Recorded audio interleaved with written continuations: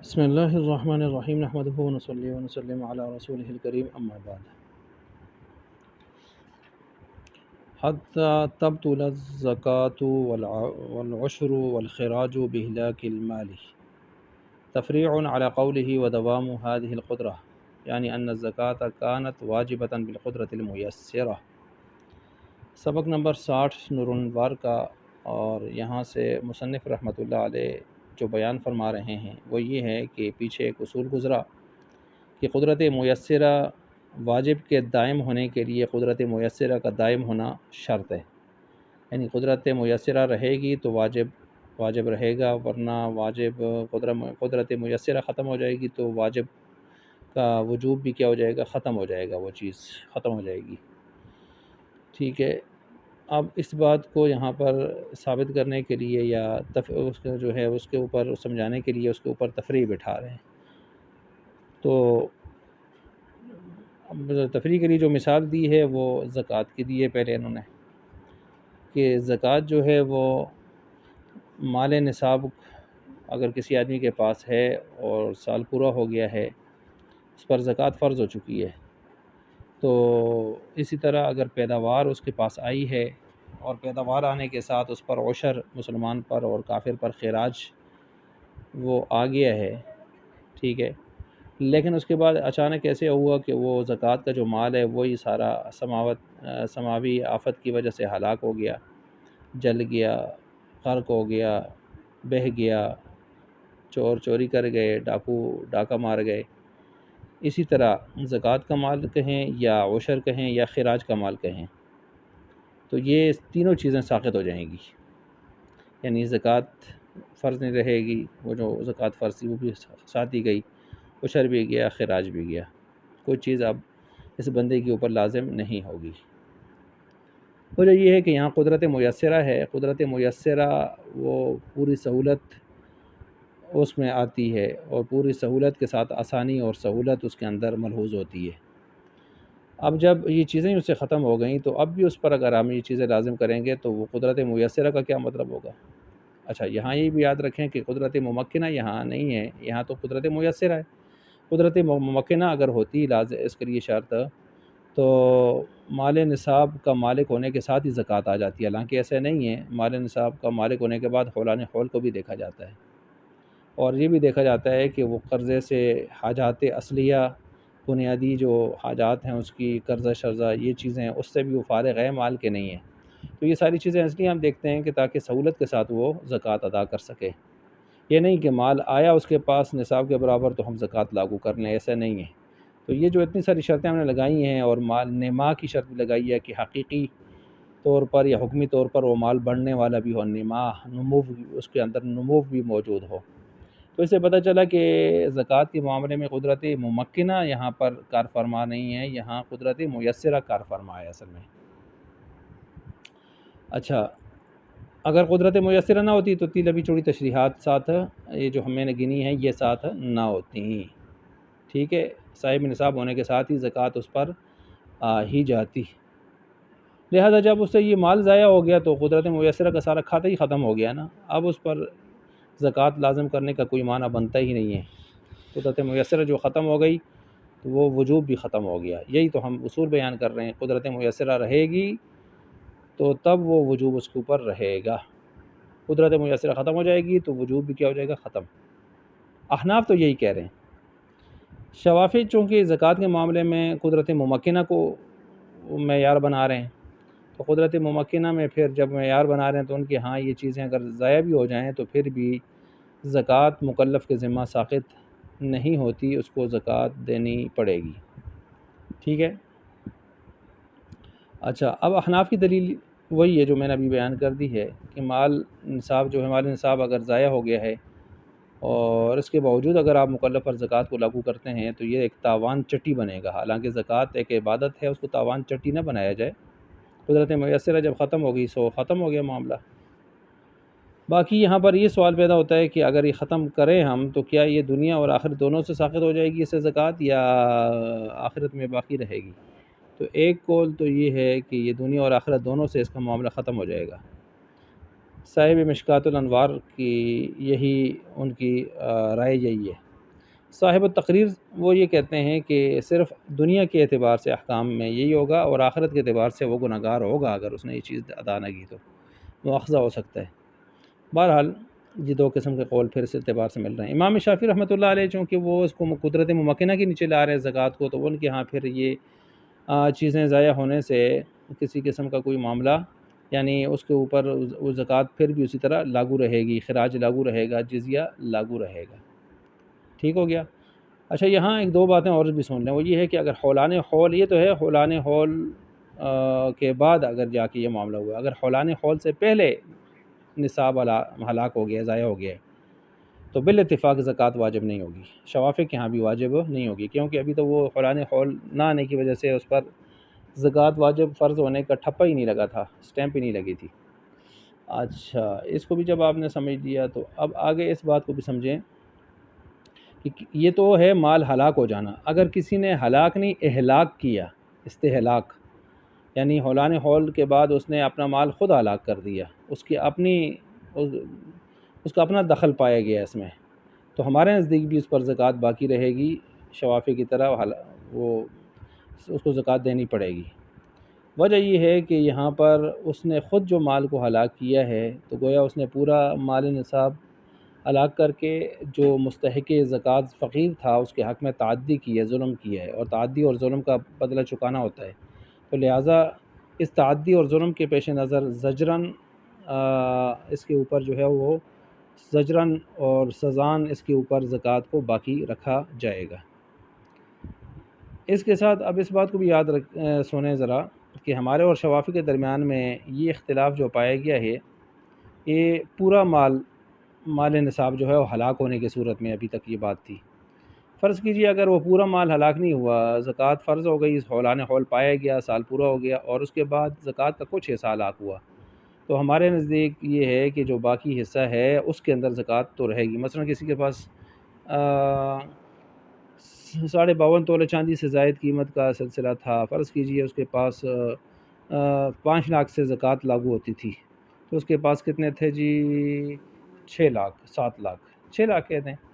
6 لاکھ میں سے اب سال پورا ہونے کے بعد 3 لاکھ اسے ضائع ہو گئے، 3 لاکھ رہتے ہیں تو 3 لاکھ کی اس کو زکوٰۃ دینی پڑے گی۔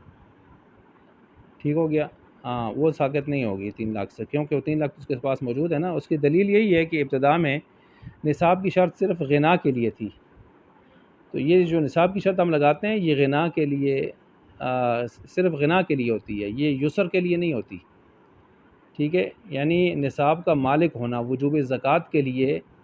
یہ تو قدرت ممکنہ کی مانند ہے نا، نہ کہ قدرت میسرہ کی مانند۔ اور نصاب کا مالک ہونا قدرت میسرہ اس لیے نہیں ہے کہ 40 درہم میں اگر 1 درہم دے سکتا ہے تو 200 درہم میں جا کے 5 درہم بھی تو دے سکتا ہے نا۔ ٹھیک ہے، تو لہٰذا جس قدر یسر یہاں پائی جا رہی ہے آسانی، وہاں 200 میں بھی پائی جا رہی ہے، تو اس کا مطلب یہ ہوا کہ نصاب کی شرط لگانا یہ یسر کے لیے نہیں ہے بلکہ غنا کے لیے ہے۔ اب جب غنا کے لیے ہے یہ نصاب کی شرط لگانا، تو غنی وہی ہو سکتا ہے جو خود بھی غنی ہو، لہٰذا مکلف کا غنی ہونا کیا ہو جائے گا؟ ضروری۔ اب غنا کے سلسلے میں لوگوں کی حالتیں مختلف ہوتی ہیں، کوئی زیادہ غنی، کوئی کم غنی، کوئی درمیانہ غنی، تو اس لیے اسلام نے پھر شریعت نے اس کے لیے ایک نصاب مقرر کر دیا کہ بھائی غنی اس کو کہتے ہیں جس کے پاس 52.5 تولے چاندی کی قیمت کے برابر، آج کل جیسے 5 لاکھ یا 4.5 لاکھ اس کے برابر کوئی مال ہو، اور وہ قرض وغیرہ ان چیزوں سے بالکل فارغ ہو، تو وہ غنی کہلائے گا، ورنہ غنی نہیں ہوگا۔ ٹھیک ہے، اب جب غنی ہونا پایا گیا تو مالک نصاب بھی ہونا پایا گیا، اور پھر حولان حول بھی آ گئی، اور سال بھی گزر گیا، تو اس کے بعد اب جب زکوٰۃ فرض ہو گئی اس پورے مال میں سے، تو اس میں سے ایسا اگر پورے مال میں سے زکوٰۃ دینا اگر فرض ہے، تو اگر اس کا کچھ حصہ ہلاک ہو جاتا ہے تو قدرت میسرہ اس کے حق میں تو ختم ہو گیا، لیکن جو باقی ہے اس کے حق میں تو قدرت میسرہ بھی ہے ایک حصہ، تو لہٰذا یسر ابھی باقی ہے اس میں۔ ٹھیک ہے، اگرچہ غنا اس کا ختم ہو گیا، لیکن یسر والا جو حصہ ہے وہ تو باقی ہے، جو بقیہ حصہ ہے اس کے حق میں، تو لہٰذا باقی کی اس کو زکوٰۃ دینی ہوگی۔ ٹھیک ہو گیا، مثال میں نے دے دی اس حوالے سے۔ اچھا اس زکوٰۃ کا معاملہ تو حل ہوا. اب عشر میں بھی یہی مسئلہ ہے، اس میں بھی قدرت میسرہ سے وہ واجب ہوا ہے. عشر قدرت ممکنہ اگر دیکھیں تو نفس زراعت سے وہ اس پر عشر لازم ہونا چاہیے تھا، نفس زراعت سے. لیکن جب ہم دیکھتے ہیں کہ شریعت نفس زراعت سے نہیں لازم کر رہی، بلکہ جو چیز کھیتی تیار ہو کے سامنے آتی ہے وہ، اور اس کے بھی 9 حصے اس کے پاس رہیں گے، 10واں حصہ وہ دے گا یا 20واں حصہ 19 اس کے پاس رہیں گے اگر زیادہ اس کا اپنا محنت یا اپنے مال کا پانی لگ رہا ہے. تو یہ اس بات کی دلیل ہوئی نا کہ عشر بطریقے یسر واجب ہوتا ہے. عشر ادا کرنے پر قادر ہونے کے بعد پوری پیداوار ہلاک ہو جائے یا کچھ ہو جائے تو جتنا باقی ہے اس پر عشر آئے گا، باقی پر عشر نہیں آئے گا، کیونکہ عشر ایک اضافی نام ہے جو 9 حصوں کے موجود ہونے کا تقاضا بھی کرتا ہے. ٹھیک ہے، پس جب وہ چیز واجب ہو گئی، ما خرج من الارض، زمین سے وہ پیداوار حاصل ہو گئی، اس کے بعد وہ جب اس پر عشر لازم ہو گیا قدرت میسرہ کے ساتھ، اب اس کے بعد جتنا اس کے پاس باقی رہے گا اور جتنا ہلاک ہو جائے گا اس پر نہیں ہوگا، جو باقی رہے گا اس حصے پر واجب رہے گا. تو قدرت ممکنہ یہاں نہیں ہے، وہ تو نفس زراعت سے ہے. پھر اگر ایسے ہوتی تو وہ نفس زراعت سے عشر لازم ہو جاتا ہے، ایسا نہیں ہے، بلکہ یہاں پر پورا وہ زمین سے ما خرج من الارض وہ پیداوار حاصل ہوگی، اس کے بعد جا کے عشر کی بات ہوتی ہے. اچھا، اسی طرح خراج کو لے لیں، کافر سے جو خراج لیا جاتا ہے اس کی زمینوں پر سے، تو اس میں بھی قدرت میسرہ ہے،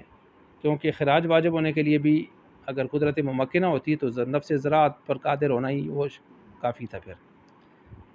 حالانکہ یہاں پر بھی یہ ہے کہ وہ بارش وغیرہ ہو، برستی ہو، کھیتی کے آلات اس کے پاس ہوں، زمین اس طرح کی ترتیب سے ہو. اچھا، تو اسی طرح اگر یہاں قدرت میسرہ ہے نا، یہاں بھی خراج میں بھی، تبھی تو زمین اگر بنجر ہو، یا بنجر تو نہ ہو لیکن بارش نہیں ہوئی اور رکڑ ہو گئی بالکل، ایسے کچھ پیدا نہ ہوا، اس میں سے کھیتی کے آلات میسر نہ تھے اس کو کہ وہ کھیتی کو درست کر پاتا، تو اس پر خراج واجب نہیں ہوگا، کیونکہ خراج کا واجب ہونا زمین کے نما سے متعلق ہے نا، نہ کہ زمین کے رقبہ اور اس کی ذات سے متعلق. اب نما کی اگر اس میں اس کے آلات نہیں، اس کے پاس اخراجات نہیں تھے، وہ خود معذور تھا، فلاں تھا، اس کے پاس اس طرح کے، تو اس کی غفلت نہیں تھی، غفلت کے بغیر ہی وہ سارا معاملہ خراب ہوا، تو ہم کس طرح اس کے اوپر خراج لاگو کر سکتے ہیں؟ زمین کے اندر نما ہونا چاہیے، نما یہاں پر نہیں ہے. صرف یہ نہیں ہے کہ زمین کی ذات اور رقبہ ہو. تو لہٰذا خراج واجب ہونے کے لیے بھی بارش برسنا، کھیتی کے آلات موجود ہونا، زمین کا بنجر نہ ہونا، یہ ساری چیزیں ہم جو شرط لگا رہے ہیں نا خراج کے واجب ہونے کے لیے، تو یہ بھی آپ سمجھ جائیں قدرت میسرہ کی نشانیاں ہیں. اچھا، اب اس کے بعد آگے یہاں سے ایک سوال ہے، تو یہ عبارت ہے فَإِذَا عَطَّلَ الْأَرْضَ وَلَمْ يَزْرَعْ، یعنی اس نے زمین کو معطل چھوڑا صاحب خراج نے، اور کوئی کھیتی باڑی اس پر نہیں کی، ویسے بیکار چھوڑا اور کاشت نہیں کی، تو آپ کہتے ہیں پھر بھی اس کے اوپر خراج واجب ہے. حالانکہ یہاں قدرت میسرہ کا سلسلہ نہیں ہے، اور پھر بھی آپ اس کو کیا کہہ رہے ہیں، اس کو فصل حاصل ہی نہیں ہوئی اور آپ کہتے ہیں خراج اس پر واجب ہے. اس کی کیا وجہ ہے؟ پھر جواب یہ ہے کہ بھائی یہاں پر تقدیراً قدرت میسرہ موجود ہے، اگر حقیقتاً نہیں ہے. تقدیراً کا مطلب یہ ہے کہ اس کو زمین قابل کاشت تھی، زرخیز تھی، بارش ہو رہی تھی، کھیتی کے آلات موجود تھے، وہ غفلت اس نے کی، ہٹ درمی کی، کھیتی باڑی نہیں کی، بیکار چھوڑا، تو اس کی گویا اس نے اپنی کھیتی کو اپنے ہاتھ سے ہلاک کر ڈالا. تو ایک قسم کی تعدی ہے، ظلم ہے، زیادتی ہے، اس کی وجہ سے وہ حق ساقط نہیں ہوگا، لہٰذا اس کے ذمہ خراج لازم ہوگا، اس کو دینا پڑے گا. یہ تقدیری قدرت میسرہ ہم یہاں پر مان لیں گے گویا. لیکن ساتھ اہل علم یہ فرماتے ہیں کہ یہ علم کی حد تک، فتوے کی حد تک تو ٹھیک ہے، خزان اس کو ذرا تھوڑا سا خیال رکھا جائے کہ اگر اس طرح کا فتوے اور اگر فیصلے دینے شروع کر دیے تو ظالم حکمران جو ہوں گے وہ پھر اقلیتوں پر کہیں ظلم نہ ڈھائیں کہ بھائی آپ وہ اگر ان کی جائز عذر کی وجہ سے وہ معطل رہ گئی زمین، تو وہ پھر بھی کہیں کہ نہیں نہیں آپ نے جان بوجھ کیسے کی ہے، تو ان پر کہیں وہ جو ہے خراج لازم کرنا شروع کر دیں گے، تو لاگو کرنا، تو اس سے مسائل پیدا ہوں گے. تو یہ ایک درمیان میں بات بھی آ گئی. ہاں، اب عشر چونکہ مسلمان نے دینا ہوتا ہے تو اس کے لیے یہ ہے کہ اگر اس میں حقیقتاً پیداوار ہونا شرط ہے، تقدیراً وہاں معتبر نہیں ہوگی. لہٰذا کسی مسلمان نے اگر جان بوجھ کے زمین ویسے چھوڑی ہے اور کچھ اگایا نہیں ہے تو مسلمان پر عشر واجب نہیں ہوگا، ٹھیک ہے، مسلمان پر عشر واجب نہیں ہوگا۔ تو ہاں اگر زمین کا اس نے مالک ہے، زمین کو اس نے بیکار نہیں چھوڑا بلکہ اس میں کاشت کی ہے، کاشت کرنے کے بعد آفت سماوی آ گئی اور بالکل وہ ختم ہو گئی، کھیتی باڑی نشان ہی نہ رہا، تو اس طرح اس سے بھی وہ جو ہے زمین کے مالک سے خراج وغیرہ وہ کیا ہو جائے گا، ساقط ہو جائے گا، کیونکہ قدرت میسرہ کی وجہ سے واجب ہوتا ہے نا۔ تو اب قدرت میسرہ جب ختم ہو گئی تو یسر عسر میں بدل گیا، تو اب یہاں پر اس پر ہم یہ چیز لاگو کر سکتے نہیں ہیں۔